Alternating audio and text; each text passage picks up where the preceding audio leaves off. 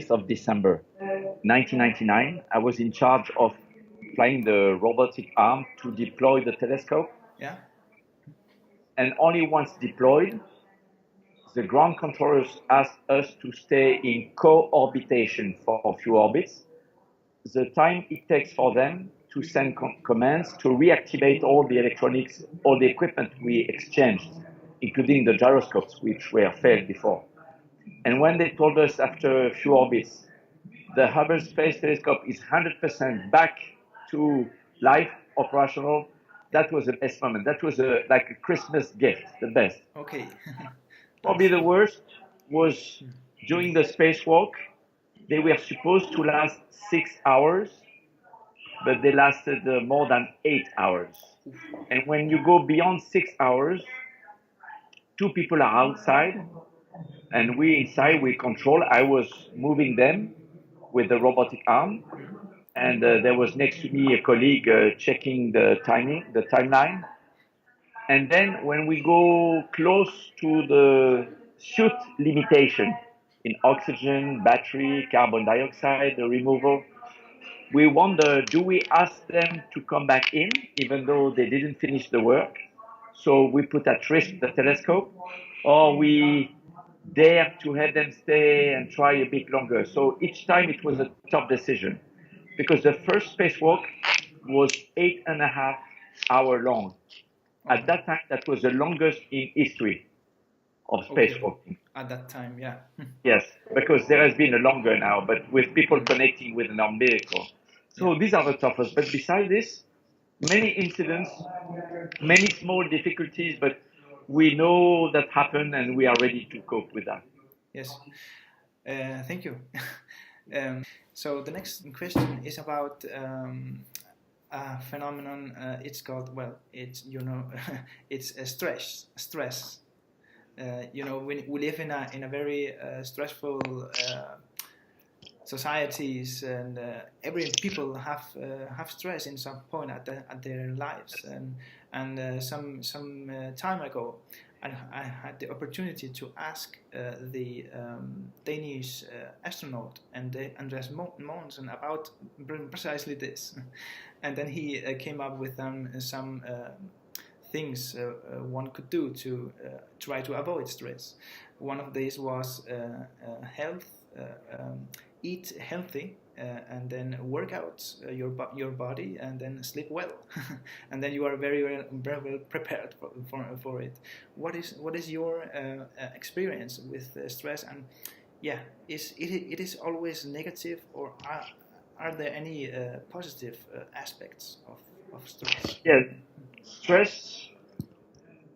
You can control stress, of course, if you are in good health, mentally and physically. Yeah. So everybody knows the rules, and I agree with Andreas. I mean, good sleep, good food, good exercise, and good intellectual exercise too. Yes. But what we learn as astronauts is to not let the future come to you without thinking about it. Yeah. When we train, we prepare to all possibilities. And we try to think of all things that can go wrong. And because we have thought about things that can go wrong ahead of time, when things happen that are not nice, negative, we know we will find a solution. So if you prepare yourself as a solution-focused person and not a person complaining as soon as there is a problem, it helps master the stress level at a level where that makes you performant and not, in a degraded mode. So, and we are formatted, we astronauts, we are formatted to never complain when there is a failure or a problem. There's no time for it. We see any problem or any unknown situation as more as an opportunity than an obstacle, an opportunity to learn about ourselves and to become smarter by finding the solution. Yes, that's a good answer. Okay. And now, the next one, it's about human space flight to an asteroid. We are in an asteroid day today. So I've heard some things that it could be possible in the near future to visit an asteroid. with astronauts. What should it take actually to reach an asteroid, and what can we learn about it? Yeah. I mean, asteroids are are a problem for humankind, Yeah. but you can see it as an opportunity. It's an opportunity to become smarter and wiser on Earth as a spaceship Yeah. by learning where are they, how many, by trying to detect them and to develop techniques to deviate those that are potentially dangerous. And it's also an opportunity to find resources that are useful for the future exploration of space, because we will learn what kind of resources we can extract from them, for example, water, to prevent the constraint of taking all the water with us from Earth when we go on long duration mission. Yes. So asteroids are there. They are a threat to spaceship Earth, like micrometeorites are a threat to ourselves in space. Mm-hmm. So it's an opportunity to, I have another 3 minutes, okay. So it's an opportunity to become smarter, wiser, to reunite Earthlings, humankind, Yeah. and so to all look into the same direction for a common solution to a common problem. Yes. The law of physics are not difficult. We know with the technology today, we can prepare mission to go to asteroids, first with unmanned mission.